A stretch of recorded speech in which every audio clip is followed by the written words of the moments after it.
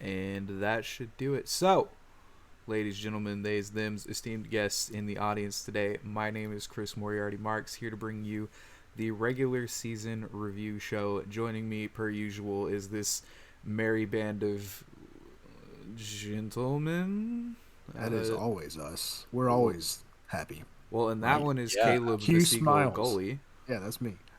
Yeah, and then we've got Ali, HipsterBrownKid Sheikh, down here in the bottom left. And then we've got Jakob Jookeb Rich, which is always just a delight to say thank you for having that for us. You're welcome. But sorry for the delay in this one and the last one. If you haven't seen the previous video, that's okay. Watching this one first, not a problem. But if you do want to go check that one out, do it after this. Good. But without any further ado, gentlemen, I think we just get right into the business of this, yeah? Let's do it. Yeah. Do it. So, taking a look at this QCQ team. Yeah, so we've got the Queen City Quagsires here, who made a handful of free agency moves this season, dropping their original picks of the Crocodile, the Sceptile, and the Shedinja, replacing them on their team with a Rotom Wash, a Zoroark, and a Steelix. They sure did. And so now, unlike this graphic telling you, we've got the Calyrex Shadow still there, the Tornadus is still there, we've got the Indeedee female, the Crocodile became a Rotom Wash, there's the Mienshao, the Lycanroc, a Zoroark, Togedemaru, Golisopod, Magmortar, Steelix, Mr. Mime, and Pukumuku. Doing that from memory was hard. Yeah, and this band of 13 or so took this team to 3-7 in their matches in the season with a game score 7-16, finishing off with 4 points and a -17 differential, being the 4th seed from the Galar division, overall 8th seed. Yep, and being the overall 8th seed lines them up against the overall 1 seed, the West Texas Wingles, in the first round of playoffs. West Texas currently leads the season 4-0 with a +8 differential, so gonna be a hard one to come up against. But, you know, like we said, they've made those roster moves. Maybe it can happen in the postseason. Maybe it can happen in the postseason. And now looking at their all-star members from this team, the Pokemon that have done the most for them, we've got their Calyrex Shadow, that Mienshao, Lycanroc, the Golisopod, and that Cantonian Mr. Mime. And that Cantonian Mr. Mime. But I think that will do it for us on QCQ, and we can pass it off to the other boys for the next team. Thank you very much, Chris. We are over here looking at the Jersey City Jirachi. Yeah. And, I would normally go over the free agency rundown here, but Jersey City actually drafted exactly what they want, and they made no free agency moves throughout the season. They had the perfect squad, if you will. The final roster is what you see on screen right now. Rayquaza, whatever I'm going to call it today, is the restricted. Glacier from the legendary tier. Dragovish, Jolteon, Talonflame, all from tier 1. Corsola, Escavalier, and Pelipper, all tier 2s. Tier 3s were Cinescorch, Decidueye, Gallade, and then tier 4, Lunatone, and Wishy Washy. Yep, quite a powerful roster indeed. And looking at the stats that they ended the season with, we see that they had an overall match score of 2-8, a game score of 5-16.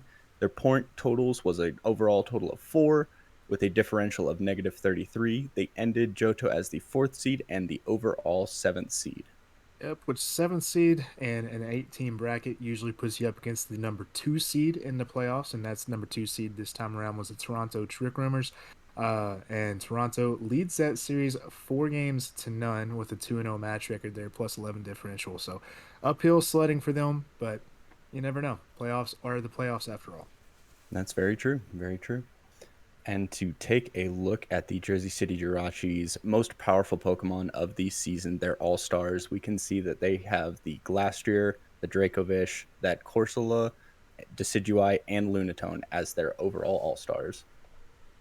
And with that, we should be kicking it over to another team, I believe. Actually, it's just going to be me. We're going to roll over and talk about your team, the Charlotte Charizards. Oh. And unlike knowing exactly what you made your free agency moves for, we're going to talk a little bit of free agency action here. You made a few moves, unlike JCJ did. You added Clefable, and you also dropped Clefable. You did the same thing with Mamoswine, adding and dropping it as well. You picked up the Magnezone, you picked up Skarmory, you picked up Malamar, and you picked up Suicune. Ali, I don't know who was for what, or I don't remember. So I'll let you just say what this active roster is. Doesn't matter. We got 13 on the screen right here. We've got that Xerneas. We got that Therian Landorus. We got the Suicune, the Cinderace, Dragapult.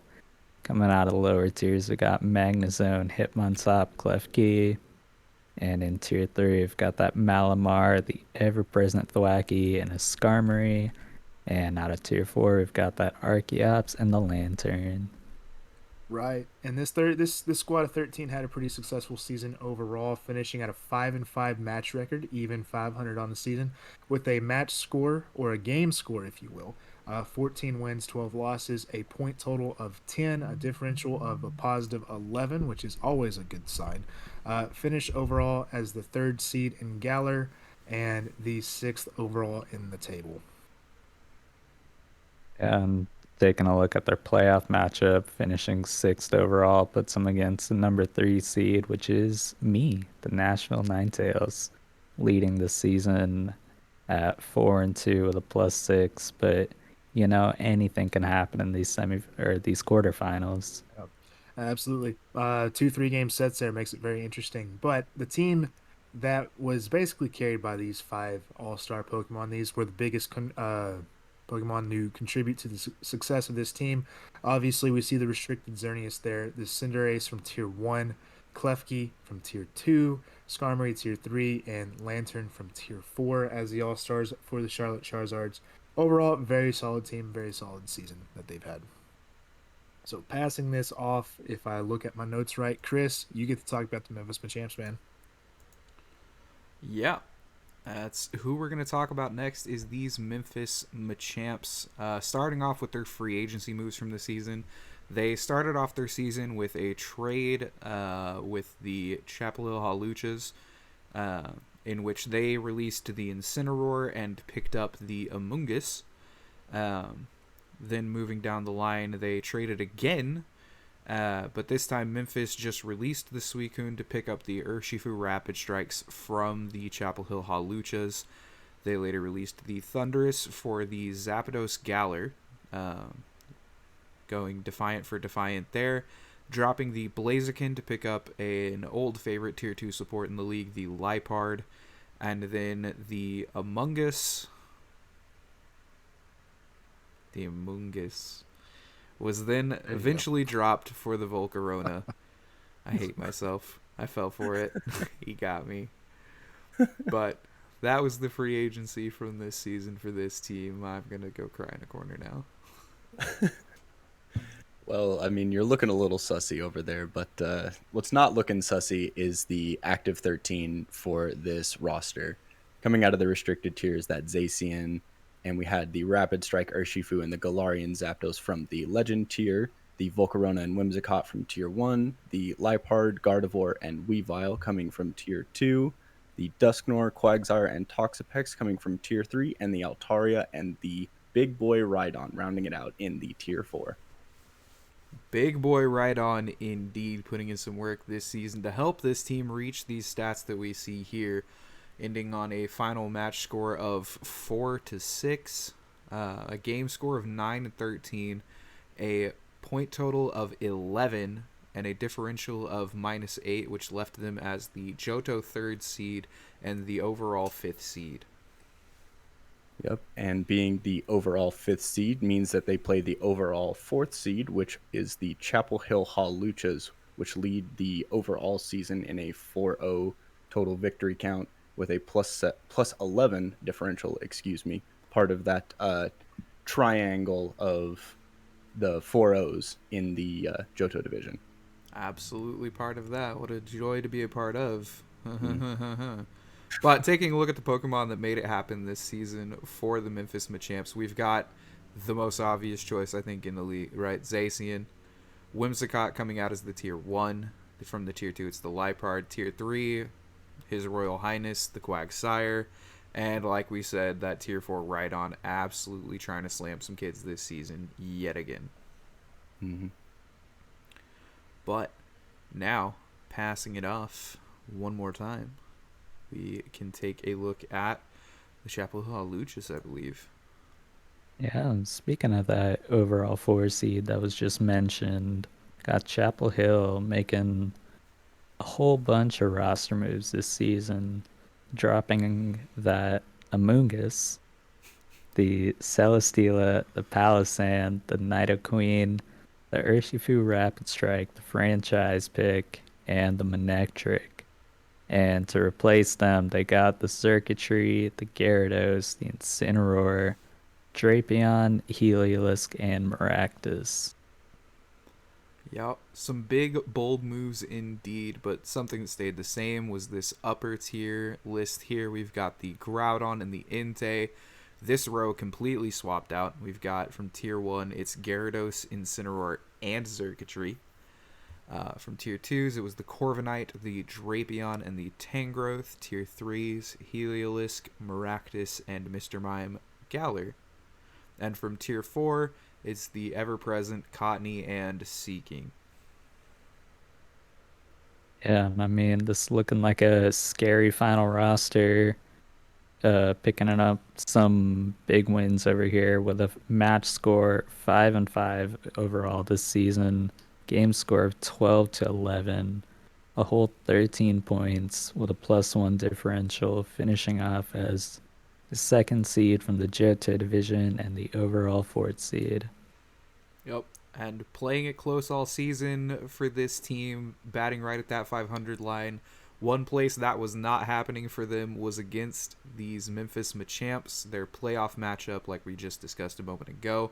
Chapel Hill is currently leading the season in that matchup 4-0 with a +11 differential. And taking a look at their all-stars, Pokemon that made it happen, some scary faces and some not so scary faces.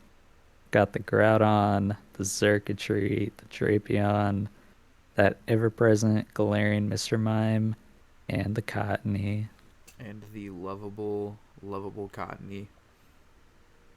But with that, I think that prepares us to pass it off to your team, my boy. Oh boy. Yup. We get to look at the Nashville Ninetales. Yes, and we do.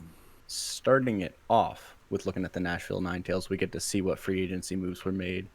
And they got rid of they had the Frostmoth and got rid of it for the Togetic. They had the Runerigus and traded that for the Umbreon. The male Meowstic traded that for the Chandelure.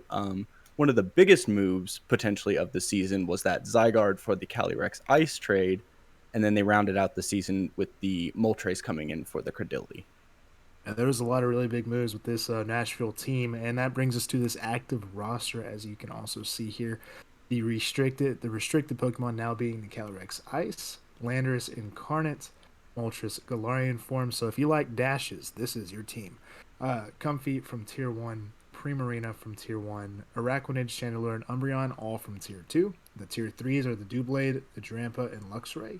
The Tier 4, Magmar, and Togetic, rounding out that roster. Yeah, and what a powerful looking roster it is indeed. And the stats that it put out were quite impressive as well. An overall match score of 6-4, game score of 14-11, with an overall point total of 14 and differential of 6 was enough to give them the Galar 2nd seed and the overall 3rd seed. Yep, it was a pretty good run, if you ask me, for Nashville. They get a very tough playoff matchup, I think, against the Charlotte Charizards. That they lead the series at 4-2, but those were 2 very close 3-game sets. So that's 3 seed versus 6 seed, but it's pretty close. So it'll be a fun one to watch. Yeah, it'll be a fun one to play, I think. And rounding out the sheet, we have Nashville's All-Stars for the season. We have that Landorus Incarnate, the Comfey, Araquanid, Drampa, and Togetic for the All-Stars. Good old Drampa. But that does bring us to our next team, the Toronto Trick Rumors. This team had a whole lot of free agencies on it that we could discuss. Actually, I'm just going to list them all off. As you can see, the active roster is very different than that of what you see on the free agency stuff. They did add Hippopotas from Tier 4. Excadrill was brought from Tier 1. Tapu Fini was added from Tier 1. Sableye added from Tier 2. Oh, actually, I guess Fini's a legend. I forgot about that.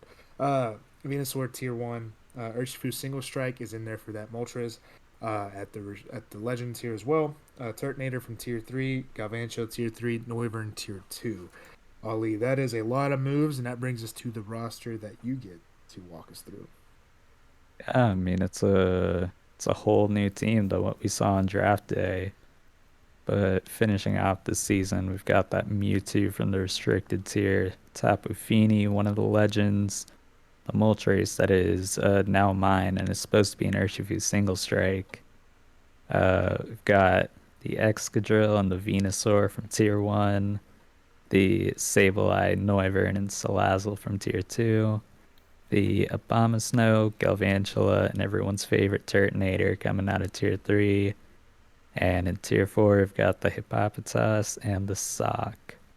Yeah, for a team making, I think it was 10 total free agency moves, they actually were able to put together a very good season in Season 8 with a 6-4 match record, 13-9 game score, a point total of 15, a differential of +6. This also netted them, I believe, their 4th straight divisional title as Johto's 1st seed, and that put them as the 2 seed going into our playoff picture.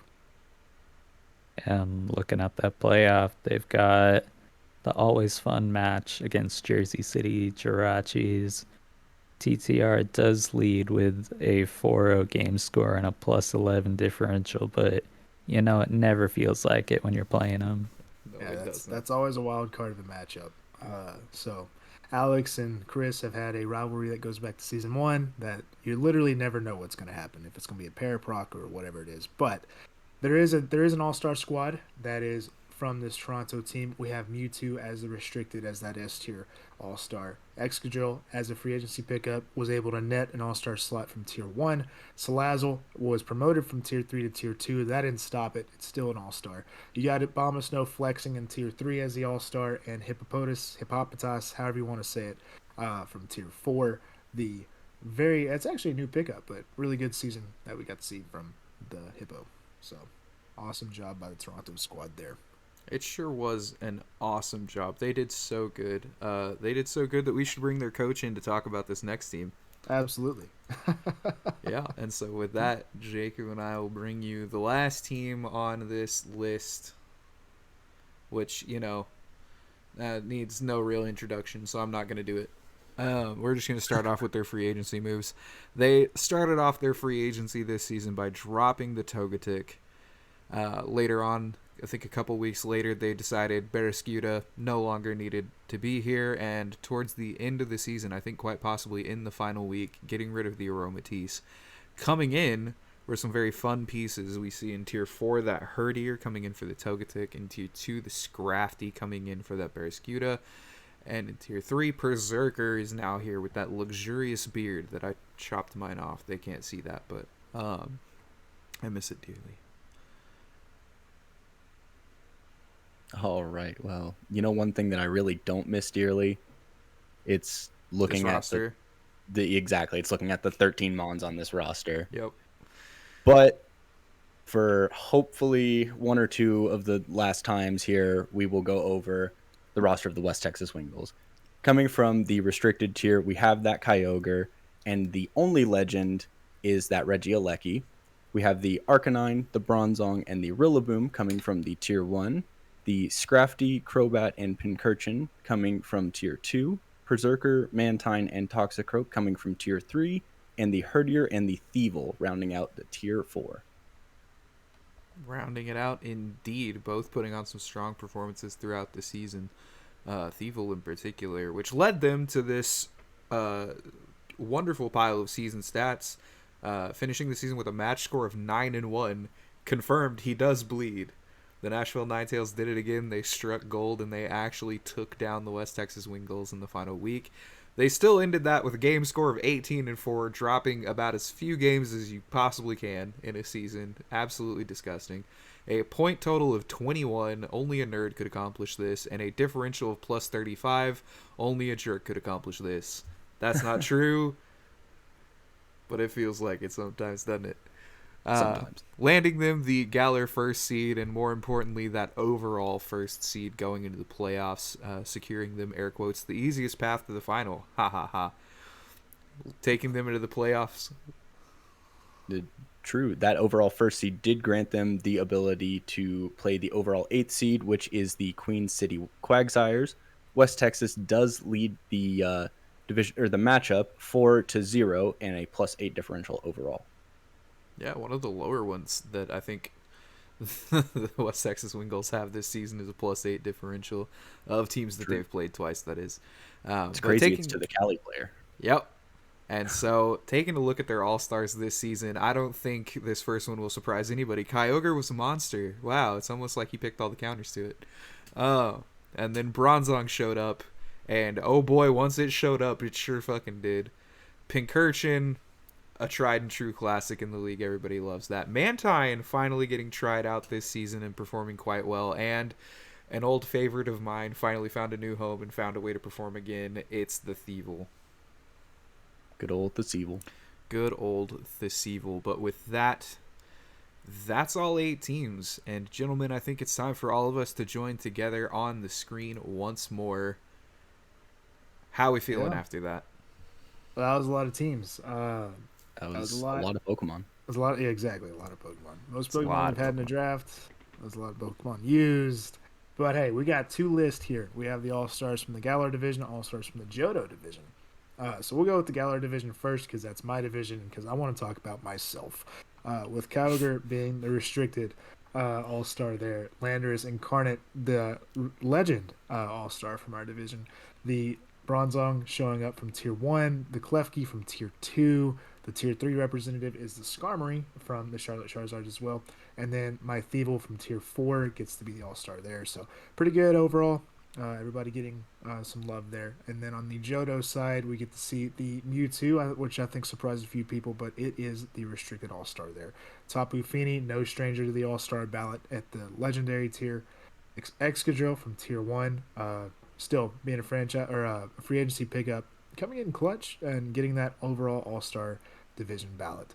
1. And then from Tier 2, Drapion, also another free agency pickup that also made this All-Star ballot. Mr. Mime Galarian from Tier 3 as a Chapo Halucha team member. And then from Tier 4, Rhydon as a Memphis Machamps representative. So a lot of different Pokemon there. Looks like all the top 3 teams had some fair representation overall. Yeah. Forget those Ninetales. They only get 1. Only one. Only I mean, one. the top 3 in both divisions, at least one All-Star. So Hey, everyone knows I got the better Lando. I guess that's fair. I don't know about that. Better, Force, questionable, easier to use. I don't see Therian on maybe. this All-Star ballot. You know, maybe it's on the next one though, because we do have to talk about the overall All-Stars, which I believe Jakob, that's on you. Yep, that sure is. And looking at the first team All-Stars we have here, we can see that we have that Kyogre coming in for the restricted tier, the Tapu Fini coming in for the legend tier, the Bronzong for the tier 1, the Araquanid for the tier 2, that Skarmory for the tier 3, and the Hippopotas for the tier 4. And for the second team overall All-Stars, we have the Zacian for the restricted tier, the Landorus Incarnate for the legend tier, the Cinderace for the tier 1, Corsola for the tier 2, Golisopod for tier 3, and Rhydon for the tier 4. Okay, so you got another vote for the Lando. Yeah, yuck it up. I still don't see a Landers Therian on here. That's crazy. Whatever. I still got Skarmory on there twice. Yeah. Let's just see how it plays out in playoffs, which Lando's better, all right? Both of you shake hands, agree to bring it. Or don't. Yeah. I'm not your mother. That is the only way to solve this. That's Just Lando 1v1. I do think there's actually one more way to solve this, but Jacob's not going to like it. What if we take a look at the divisional standings? Yeah, that's true. See which one came out on top there. Oh, Ali, Yeah, why don't you walk us through this? we're looking at that Galler side of the division, and I mean, we've got West Texas on top. They got 4-0, baby. 21 points and a very big number in that differential column. But you know what's new? But right below that, we've got Nashville Nine Tails, the whole 14 points and a +6 differential. Would you look at that? What's below the Nashville Nine Tails? Got the Charlotte Charizards in third place with their whole 10 points and a bigger differential, but we don't talk about that. +11 right Oh, yeah, there. we do. Yeah, we do. I still got you 3 times the differential. Children behave. We're doing a video. I'm looking forward to you in the finals. See, And finishing both up got Galler, we've got Queen City Quagsires, 4 points and a -17 differential. Now looking over at the Johto side of things, we've got Toronto Trick Rumors on top, 15 points and a +6 differential. Second place, we got the Chapel Hill Haluchas with 13 points and a +1 differential. Then we've got the Memphis Machamps, 11 points and a -8 differential. And then we've got the Jersey City Jirachi, 4 points and a -33 differential. Yep. Johto decided, hey, what if we just have a fucking barn burner of a season one more time? Last season wasn't good enough, not knowing who's going as the 1 seed until the last possible second. Let's do it again. So that's... Everybody likes a good dramatic Oh story. my though. god, no. I hated it. I'm having a great time on this side of the division. Yeah, we really need to break these up for next season. So, who gets it? Charlotte and Memphis fix it next season. But with these divisional records in mind, let's take one last look at how these all panned out together with this overall standings. We had the West Texas Wingles in first with those 21 points. The Toronto Trick Rumors coming in second with 15. Right behind them, hot on their heels, was the Nashville Nine Tails at 14 points. And 1 point behind them was the Chapel Hill Haluchas rounding out the top 4 with 13 points. What an incredibly tight finish up at the top. Pay no attention to the blue team up there. Yeah, they don't Then exist. taking us into the lower half for this season, we have the Memphis Machamps keeping it close with 11 points right up against those Charlotte Charizards, bringing it back this season to finish with 10 points. And the last 2 seeds both having 4 points being the Jersey City Jirachi and the Queen City Quagsires, but Jersey City holding the head-to-head in that matchup this season puts them as the 7th seed. And so, boys, I know we've already talked about it. We can look at this table and we can do the mental math about who's playing who. But, you know, I Or took we some can just show time. you. Yeah, or we could show you the bracket I took time to make. So, if Yeah. you want to see more of the bracket, catch us in the other video that was actually posted before this one. Yeah, well, we talked for a solid hour and 20 minutes. So if you got a long commute or anything like that, or just want to have something to go to sleep to, you can listen to us talk about all this in a much more casual way. And Jacob thinking he's going to win it all. So, Nope. But, you know, a quick recap. West Texas, number 1 seed, playing the Queen City Quagsires, number 8 seed in the quarterfinals. That'll be a fun one to watch.